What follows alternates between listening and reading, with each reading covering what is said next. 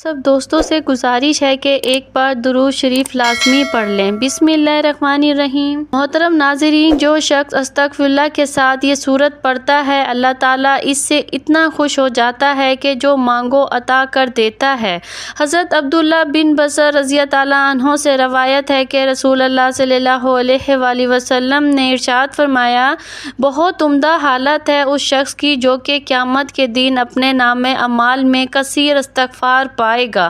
دوسری روایت میں آتا ہے کہ جو شخص چاہے قیامت کے دن اس کا نامہ اعمال اس کو خوش کر دے تو اس کو کثرت سے توبہ استغفار کرتے رہنا چاہیے۔ حضرت انس رضی اللہ عنہ سے روایت ہے کہ رسول اللہ صلی اللہ علیہ وآلہ وسلم نے ارشاد فرمایا، نگرانی کرنے والے دو فرشتے یعنی اعمال نامہ لکھنے والے کسی بھی دن جب اللہ کے حضور کسی کا اعمال نامہ پیش کرتے ہیں اور اس کے اول اور آخر میں استغفار لکھا ہوا ہوتا ہے تو اللہ تعالیٰ ارشاد ہوتا ہے کہ میں نے اپنے بندے کو وہ سب کچھ بخش دیا جو نامہ اعمال کے اول آخر کے درمیان ہے۔ تو ناظرین، استغفار وہ ذکر ہے کہ جب کوئی بندہ پڑھتا ہے اللہ پاک اپنے اس بندے سے بہت زیادہ خوش ہوتا ہے۔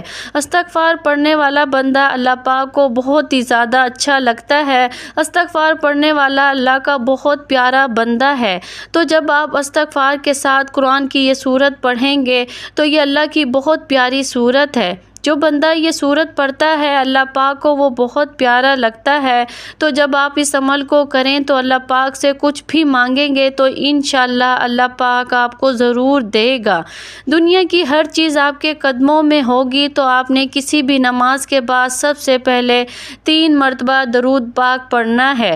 پھر آپ نے ایک تسبیح استغفر اللہ کی پڑھنی ہے۔ جب آپ استغفر اللہ پڑھ لیں پھر آپ نے صرف 3 مرتبہ سورۃ اخلاص پڑھنی ہے۔ آخر میں پھر آپ نے 3 مرتبہ درود پاک پڑھ کر اللہ پاک سے دعا مانگے۔ انشاءاللہ جو مانگیں گے آپ کو ملے گا۔ رزق مانگے، عزت مانگے، شفا مانگے، کسی بھی بیماری سے قرض سے نجات مانگے تو انشاءاللہ آپ کی دعا ضرور قبول ہوگی۔ اگر آپ اس عمل کو اپنی زندگی کا حصہ بنا لیں گے تو آپ اللہ کے محبوب بندوں میں شامل ہوں گے۔ اللہ تعالی ہم سب پر اپنی رحمت کا سایہ کرے، آمین۔ ویڈیو اچھی لگے تو لائک، شیئر اور چینل کو سبسکرائب ضرور کریں۔